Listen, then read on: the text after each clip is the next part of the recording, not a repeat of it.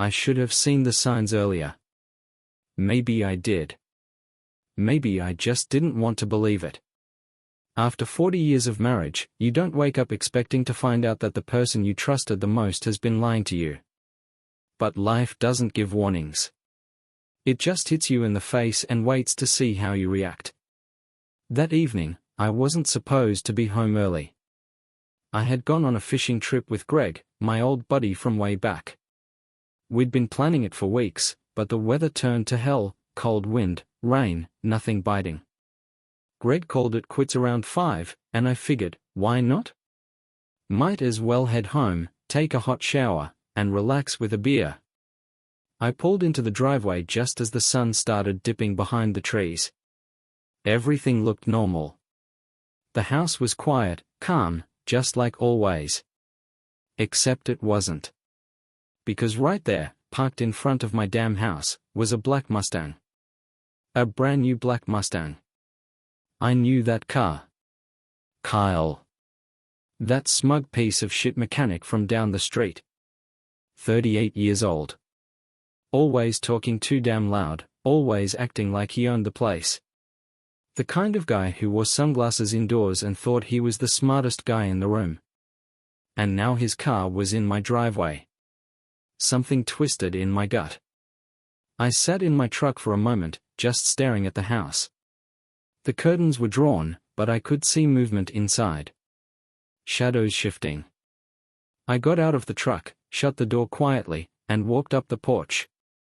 The front door was unlocked. Debbie never left the damn door unlocked. I stepped inside. And that's when I heard it. Laughter. Not just any laugh. Her laugh. But not the one I knew. Not the soft, genuine laugh I had heard for decades. This was different. Playful. Flirty. Younger. Like a woman who wasn't married.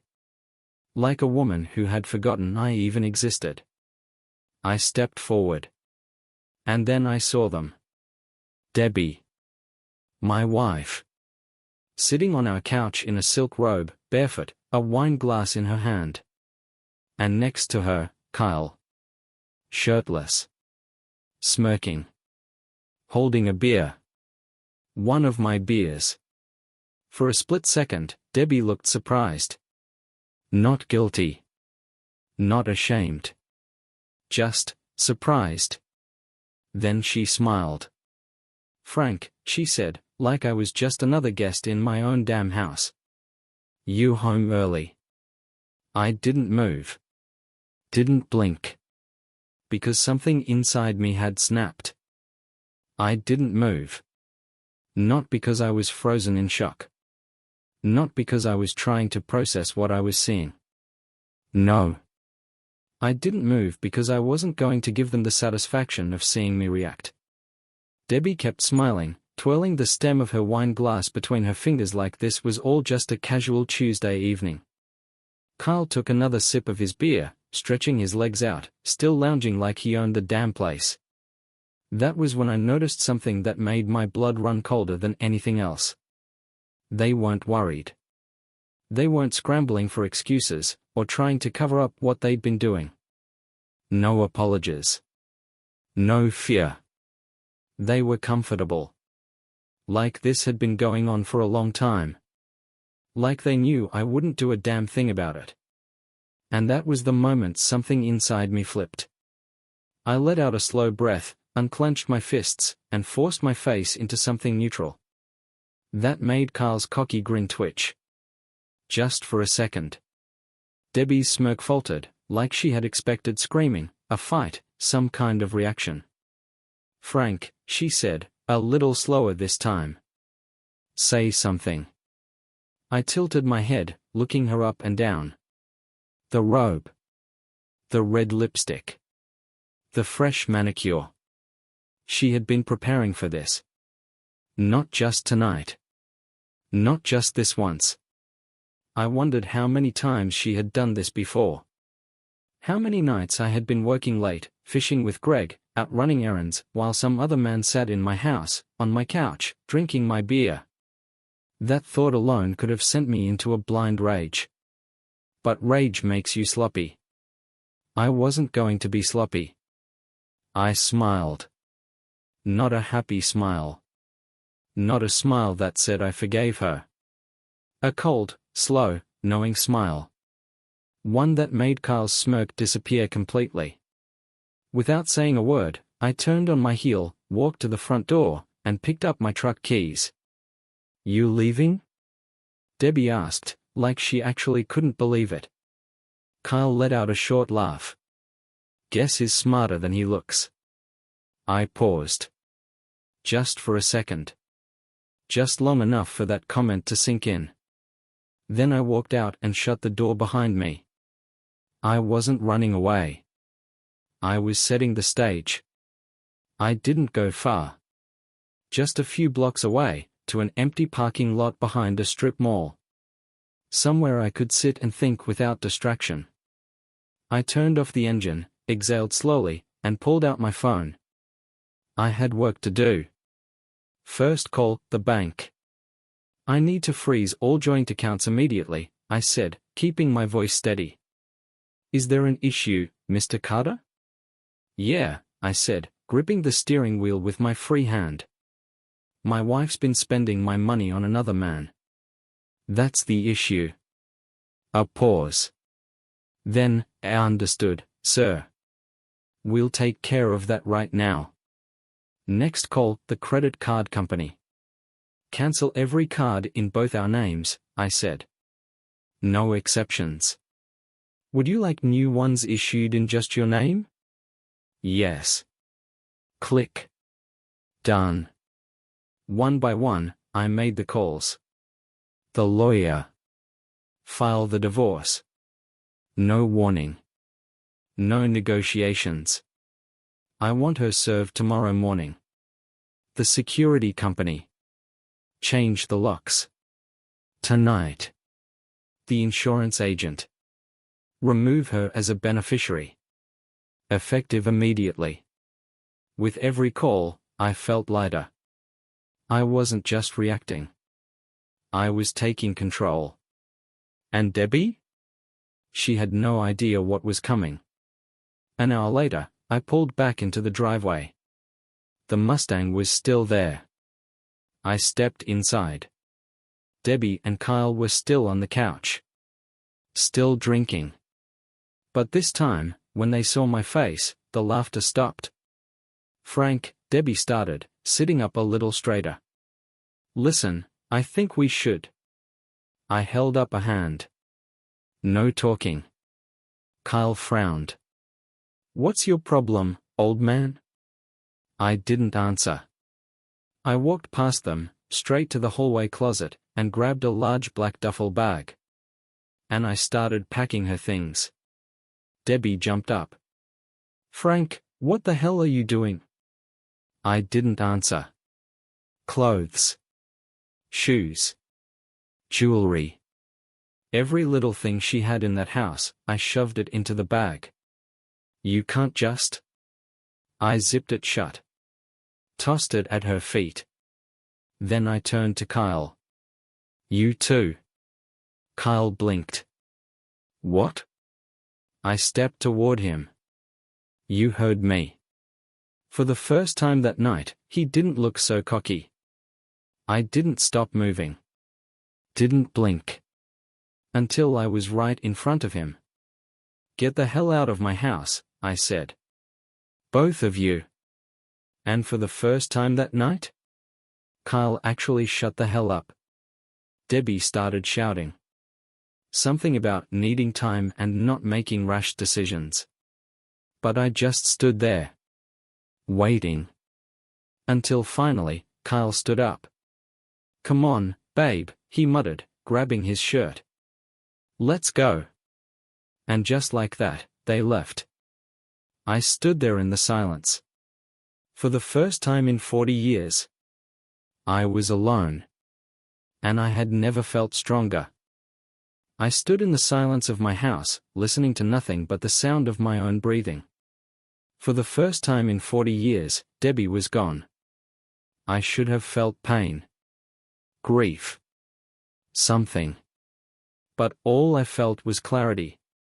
I walked through the house, taking it all in. The empty couch where she had sat with Kyle. The half-empty wine glass still on the table. The faint trace of her perfume lingering in the air. It didn't feel like home anymore. It felt like a crime scene. And I wasn't about to sit here mourning like some broken old man. I had work to do. I grabbed a trash bag and started tearing the place apart. Every single reminder of her, every piece of clothing she left behind, every little trinket she had collected over the years, I threw it all into the bag. The wedding photos? Gone. The anniversary cards I had saved? In the trash. The expensive gifts I had bought her over the years? I didn't even hesitate. By the time I was done, there was nothing left of her in that house. Just me. And that was exactly how I wanted it. But I wasn't done yet. Not even close. The next morning, I woke up early. Not because I had trouble sleeping. Because I had a plan. I drove straight to the bank. The teller recognized me, gave me a polite smile. "Morning, Mr. Carter. How can I help you today?" "I need to make a withdrawal," I said. She nodded. "Of course. How much?" I smiled. "All of it." Her expression faltered. "Excuse me?" "You heard me," I said, leaning in just a little. "Every single penny in the account I shared with my wife. Transfer it to my personal account. Right now." She hesitated. "Sir, normally both parties." I cut her off. "The divorce papers were filed this morning. That means as of today, she has no access to my money. Now, are we going to have a problem?" Her eyes flickered to the computer screen, checking my accounts. Then she swallowed and nodded. "No problem, sir."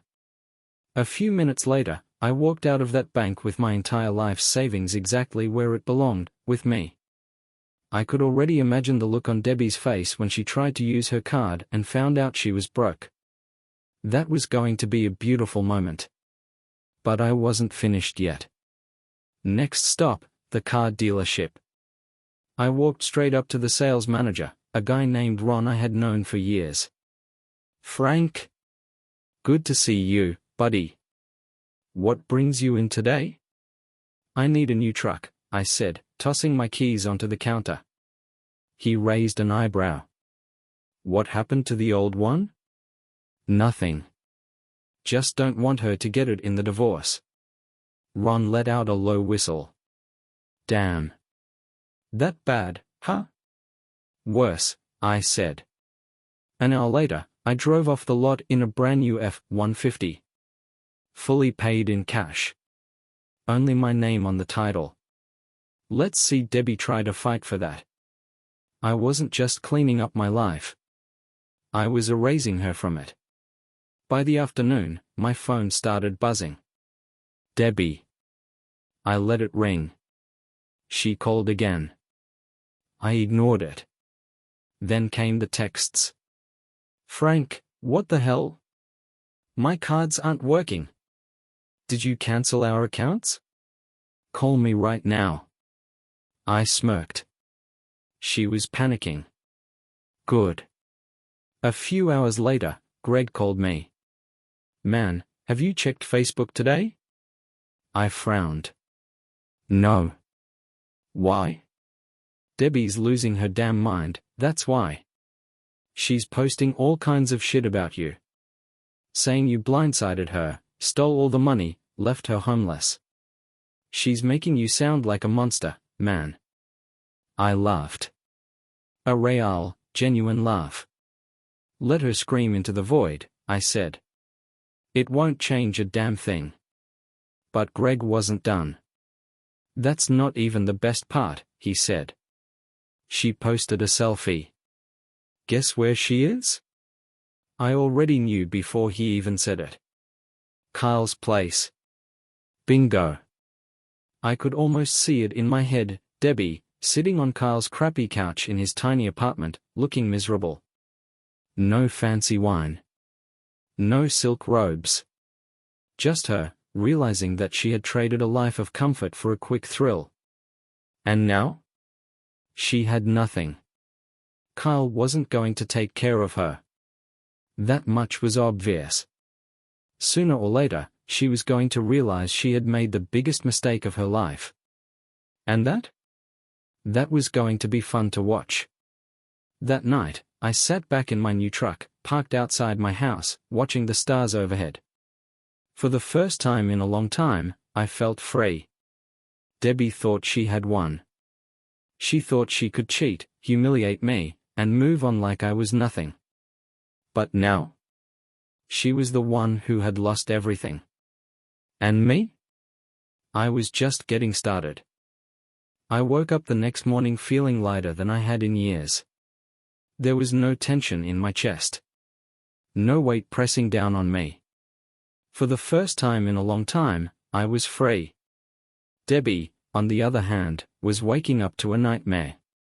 I grabbed my phone and checked my messages. 6 missed calls. 3 voicemails. All from her. I played the first one. "Frank, what the hell did you do? My cards aren't working, I can't access our accounts, and the bank won't tell me anything. You better call me back right now." I smirked and played the next one. "You think this is funny? You're acting like a damn child. I have no money, nowhere to go. Delete." The third one was the best. Her voice wasn't angry anymore. It was desperate. "Frank, please. We need to talk. I know you're mad, but you don't have to do this. Just call me, okay? Please." I leaned back in my chair, arms behind my head. Now she understood. She had spent months sneaking around behind my back, treating me like a joke. Now, she was the one begging. And I wasn't done yet. By noon, I got a text from Greg. "Bro, you need to see this." I opened the link. Facebook. Debbie had gone full victim mode. She had posted a long, emotional rant about how I had blindsided her, stolen all her money, left her with nothing. She painted herself as the poor, innocent wife who had made a mistake and was now being punished by her cruel and heartless husband. I laughed out loud. She thought she could control the narrative. She thought people would take her side. But she had underestimated one thing. Me. I scrolled through the comments. And what I saw made my grin widen. "Wait, weren't you cheating on him? Didn't you leave him for that mechanic guy?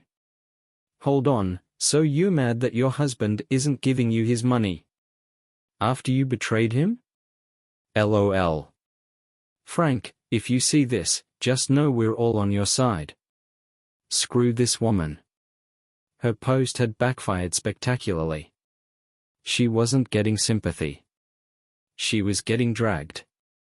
And Kyle? Nowhere to be found. That afternoon, I made another move. I called a private investigator.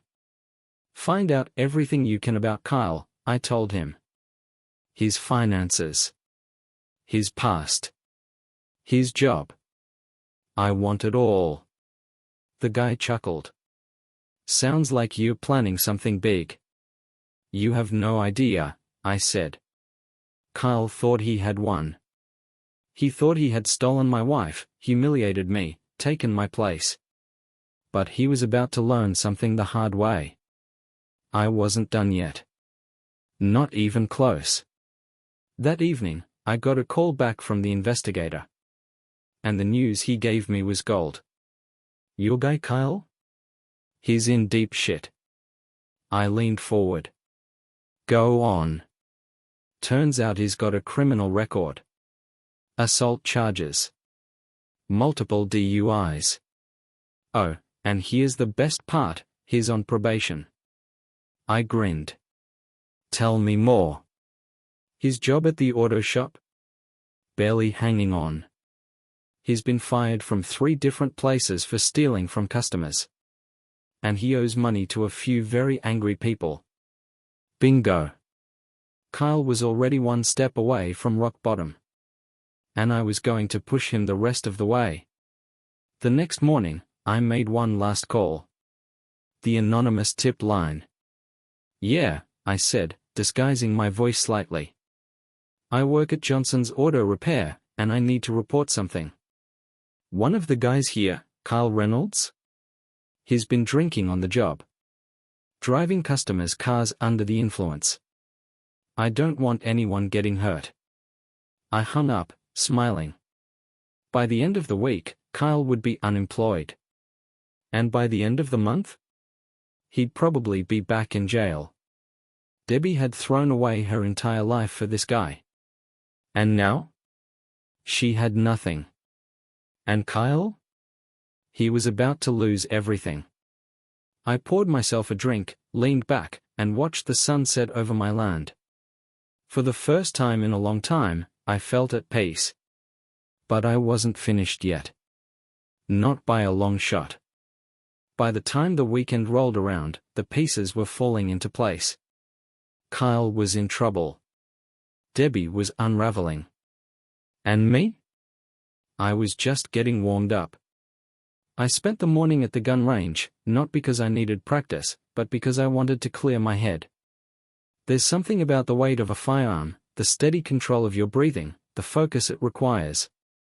It reminds you who you are. And I needed that reminder.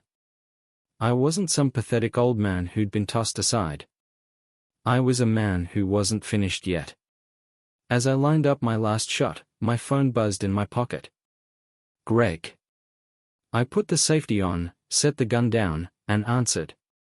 "You gonna love this," Greg said, his voice barely holding back laughter. "Guess who just got fired?" A slow grin spread across my face. "Kyle." "Damn right, Kyle." I grabbed my stuff and headed to my truck. "Tell me everything." Greg filled me in. The auto shop had been crawling with investigators all morning. Apparently, someone had tipped off the authorities about Kyle's drinking habits, and when they ran his background check, it wasn't pretty. A convicted felon on probation? Drinking on the job? Driving customer cars under the influence?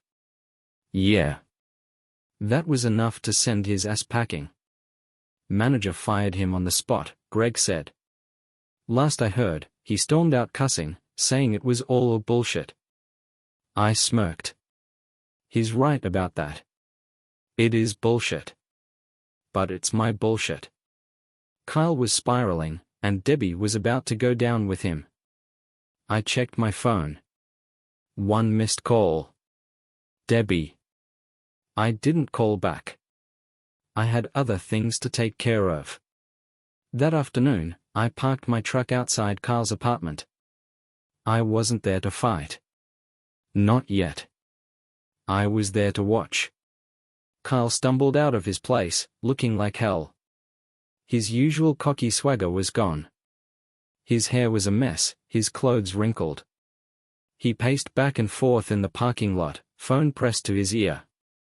I already knew who he was calling. Debbie. And sure enough, a minute later, she came outside. She didn't look much better. No fancy robe. No wine glass in hand. Just an exhausted, stressed-out woman who realized she had made a terrible mistake. I cracked my window, just enough to hear. "You not listening?" Kyle snapped, shoving a hand through his hair. "I lost my damn job, Debbie.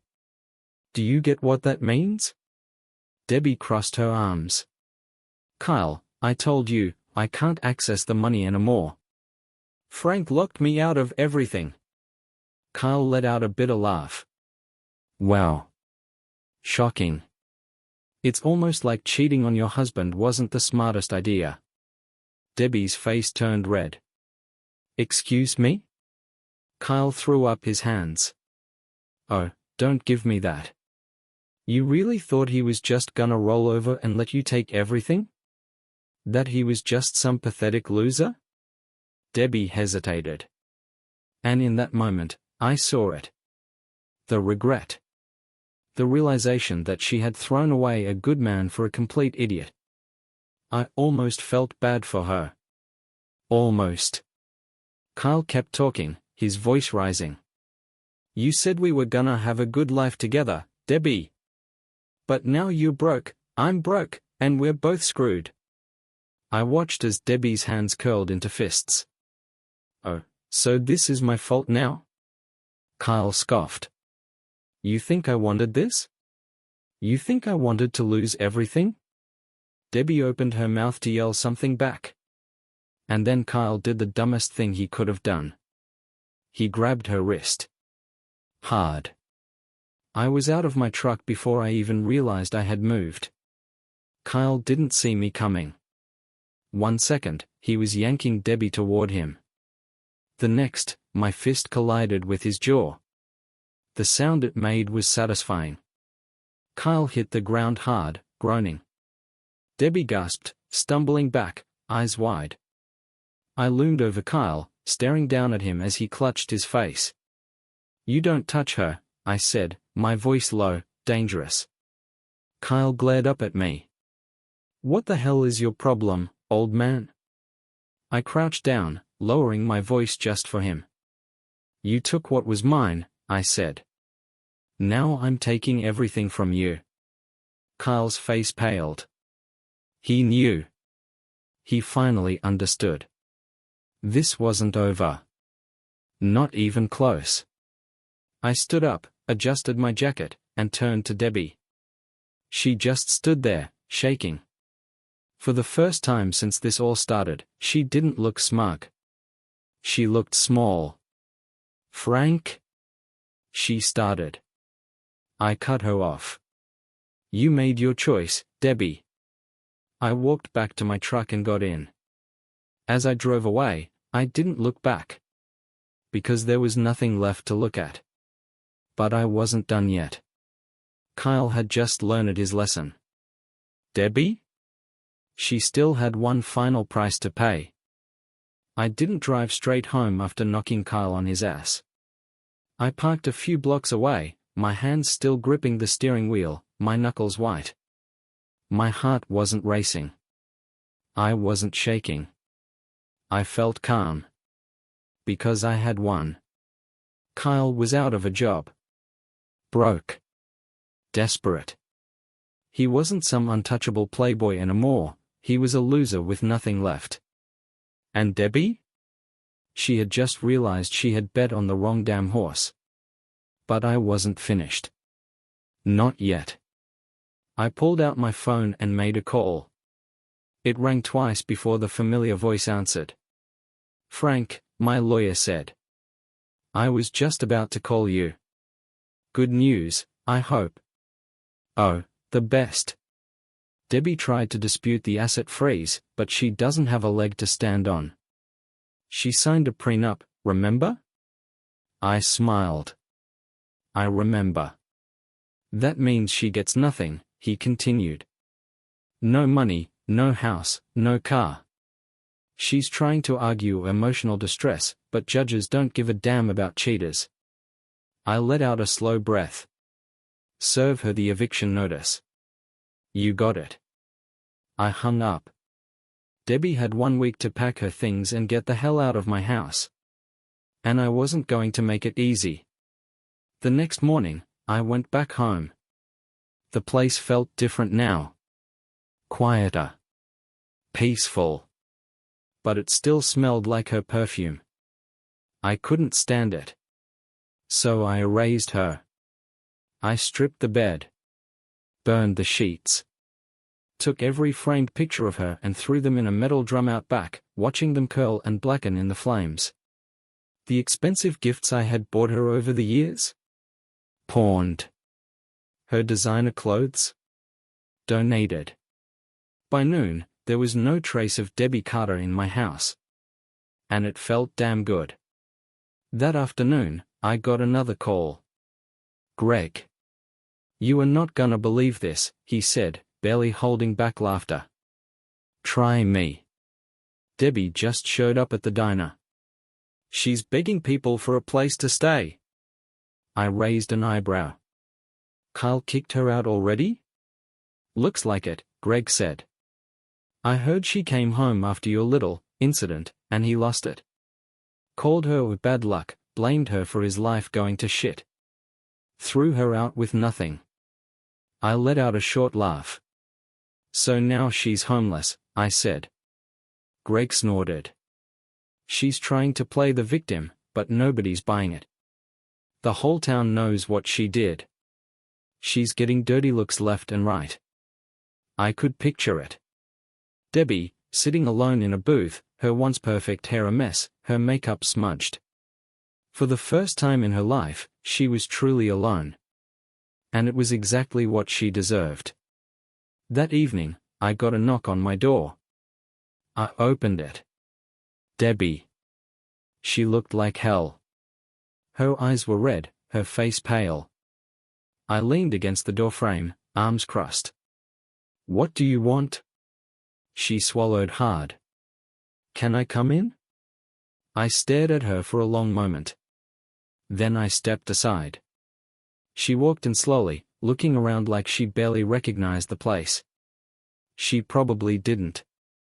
I had changed everything. New furniture. New pictures on the wall. No trace of her anywhere. She turned to me, tears welling up in her eyes. Frank? I made a mistake. I let out a low chuckle. Yeah, no shit. She flinched but didn't back down. Kyle was. He wasn't what I thought. I was stupid. I threw everything away, and I don't even know why. I just watched her. She took a shaky breath. I miss you. I tilted my head. No. You miss the life I gave you. She wiped her eyes. Please, Frank. I have nothing left. No money, no home. I have nowhere to go. I leaned in, lowering my voice to a whisper. Not my problem. The color drained from her face. Frank, please. I opened the door. She stared at it. Then at me. Tears spilled down her cheeks.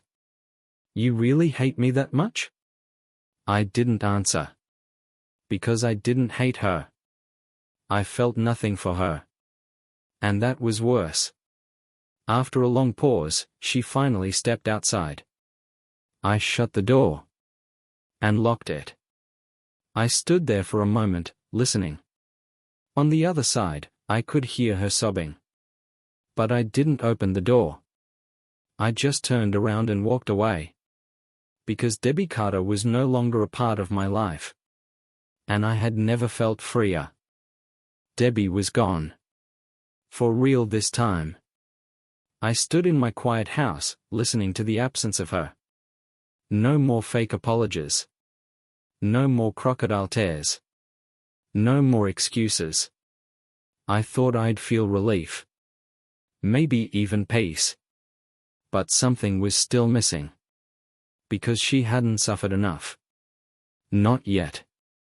I poured myself a drink and sat down at the kitchen table, tapping my fingers against the wood. Debbie thought she could just walk away.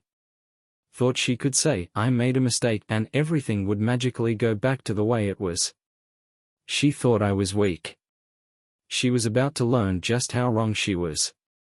The next morning, I made a call. Hey, it's Frank. I need a favor. The man on the other end chuckled. This about your ex? Damn right it is. All right. What do you need? I smiled. I need you to make sure no one in this town hires her. A pause. Then a low whistle. Cold, man. You really want to do that? She wanted a new life, I said. Let's see how she likes starting from zero. A laugh. Consider it done. By noon, word had spread. Debbie Carter was blacklisted. She tried applying for jobs at local stores, diners, even a hotel. Every single place turned her away. She had spent decades looking down on people who worked menial jobs. Now, she couldn't even get one. Poetic justice. That night, I got a text from Greg. "You gonna love this." I clicked the link. Facebook. Debbie had made another post. This time, she wasn't playing the victim. She was angry. "I can't believe how cruel people are. I made a mistake, but does that mean I deserve to be treated like garbage?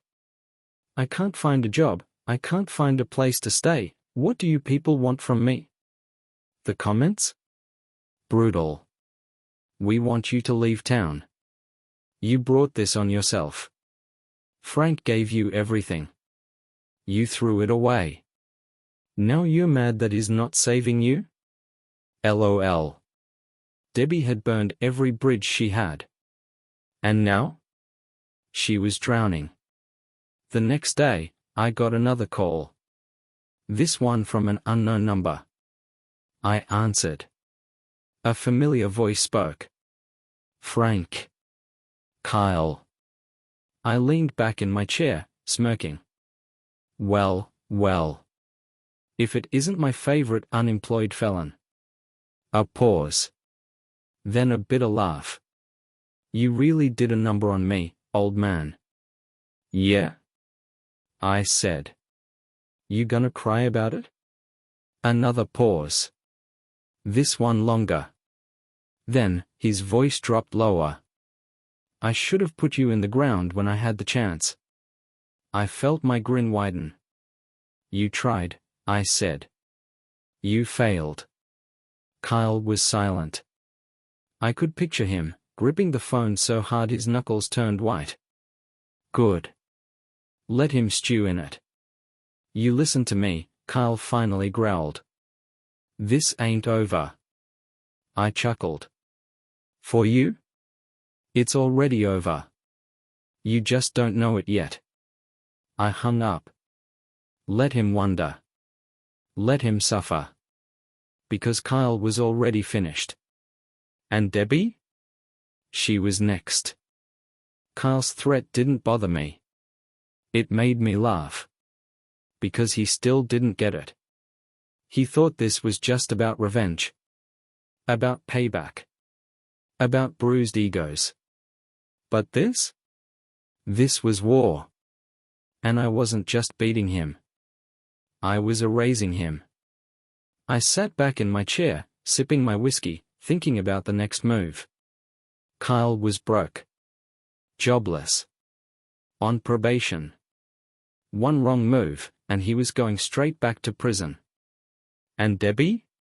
She was barely keeping her head above water.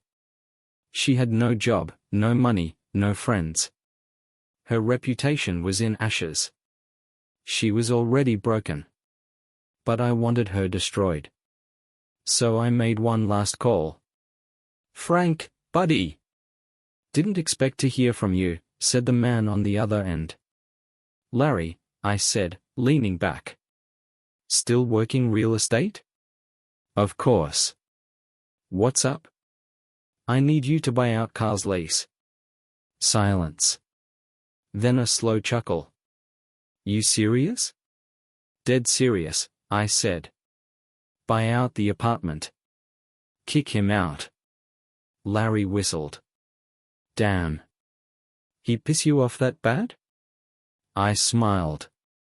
"I want him gone." Larry didn't even hesitate. Consider it done. By the end of the week, Kyle would be homeless. And Debbie? She had nowhere left to run. 2 days later, I got the text. "Deal's done. He's got 48 hours to vacate." I grinned.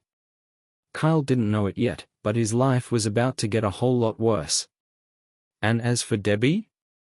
She was still out there, wandering from place to place, begging for scraps. I almost felt bad for her. Almost. But then I remembered the way she had laughed at me in my own house. The way she had smiled while another man sat half-naked on my couch. And any sympathy I had left? Gone. That night, I got another unknown call. I answered. It wasn't Kyle this time. It was Debbie. Her voice was shaky. Weak. Frank, please. I don't know what to do. I leaned against the counter, watching the rain outside. Sounds rough. You don't understand, she said, her voice breaking. Kyle's gone. He just disappeared. I don't know where he went. I smirked. Guess he finally realized he was a loser. Debbie let out a choked sob. Frank? I'm scared. Good, I said. Silence. Then, a whisper. Please. I have no one else. I closed my eyes, taking a slow breath. Then I said the last words I would ever say to her. Not my problem. And I hung up. Debbie Carter was officially out of my life. Forever. Debbie was finally broken. She wasn't the confident, manipulative woman who had laughed in my face while her boy toy drank my beer. She wasn't the smug cheater who thought she could humiliate me and walk away without consequences. No. She was nothing now. And Kyle? He was gone. Not just out of the apartment. Out of town. After getting evicted, he packed up whatever he had left and disappeared. Maybe he ran to another state. Maybe he found another desperate housewife to leech off. I didn't care. All I knew was that he was out of my life. And Debbie? She had no job, no home, no money, and no allies.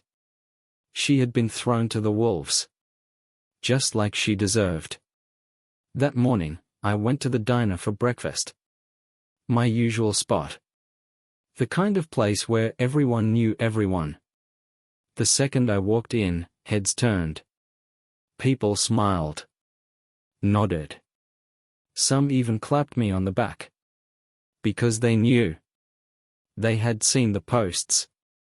Heard the rumors. Watched the downfall. And they all knew I had won. Greg waved me over. You did it, he said, shaking his head with a grin. You actually did it. Damn right I did. The waitress poured me a fresh cup of coffee. On the house, Frank. I took a sip. It tasted better than usual. Victory always does. Hey, Greg said, lowering his voice. You know Debbie's been staying at that rundown motel by the highway? I raised an eyebrow. That's so? Yeah. Some guy who works there said she's been paying by the night. Barely scraping by. Looks like hell. I leaned back in my seat. Fitting. Greg hesitated. You think she'll leave town? I thought about it. Debbie wasn't stupid. She knew she had no future here. No job. No respect. No place to go. She would leave. She had no choice. Yeah, I finally said. She'll leave. Greg smirked. And if she doesn't? I took another sip of my coffee. She will. Because this town wasn't hers anymore. It was mine. And if she had any sense left at all, she'd realize that. Realize that the only way she could survive was to disappear. Just like Kyle. Just like the pathetic mistake she had made. That night, I sat on my porch, looking out over my land. For the first time in years, I felt truly free. No more lies. No more betrayal. No more pretending everything was fine. I had taken my life back. And it felt damn good. The phone on the table buzzed. A new text. from an unknown number. I picked it up. There were only 3 words. "I'm so sorry." I stared at the message for a moment. Then I deleted it. Because sorry wasn't enough. Not for what she did. Not for what she tried to take from me. Not for the way she had treated me like I was nothing. She had made her choice. And now? She had to live with it. I woke up early the next morning. The sun was just creeping over the horizon, casting a soft orange glow across my land. The air was crisp, fresh, peaceful. And for the first time in a long time, I felt completely at ease. I had done it. I had taken everything from her. Debbie was nothing now. No money. No home. No friends. No future. She was stuck living in a cheap motel, paying night to night, scraping together whatever she could. And Kyle? Gone. I didn't know where. Didn't care. All that mattered was that he was out of my life. I made my coffee, stepped out onto the porch, and breathed in the morning air. Then I heard it. A car engine. Slow. Approaching. I set my cup down and watched as an old, beat-up sedan rolled up my driveway. And when I saw who stepped out, I wasn't surprised. Debbie. She looked awful. Her hair was a mess, her face pale, eyes sunken like she hadn't slept in days. She wore the same clothes I had last seen her in, wrinkled and dirty. She wasn't the woman I used to know. She was a ghost of herself. And I had made her that way. I leaned against the railing, arms crossed. She took a shaky breath and stepped closer. "Frank?" Her voice was weak, desperate. "Please." I didn't say a word. "I have nowhere to go," she continued, voice cracking. I don't know what to do." I tilted my head. "Sounds rough." Her hands trembled. "I made a mistake." I let out a small chuckle. "Yeah. You did." She swallowed hard. I thought I wanted more. I don't know what I thought. But Kyle, he turned on me. He blamed me for everything. And now he's gone, and I just... She stopped herself, blinking fast. I could see it in her face. She finally understood. She finally realized what she had thrown away. She wiped her eyes, sniffling. "Frank, I'm begging you. Please. I have nothing left." I let the silence hang between us. Let her feel every second of it. Then I leaned in, lowering my voice. "Not my problem." Her face crumbled. She let out a shaky breath, stepping back like I had physically hit her.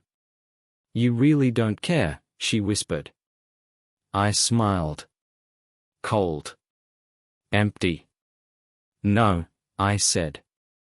"I don't." Tears slipped down her face. I don't know where to go," she whispered. I picked up my coffee cup, took a slow sip, and nodded toward the road.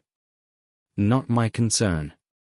For a moment, she just stood there.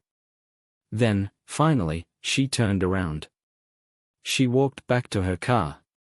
Got in. Sat there for a long moment. And then, finally, she drove away. And I knew I would never see her again. I stood there, watching the dust settle. And then, just like that, she was gone. For good. I exhaled slowly, feeling a weight lift from my chest. I had won. And I had never felt more alive. I picked up my coffee, stepped back inside, and shut the door. This was my life now. And it was finally, truly mine.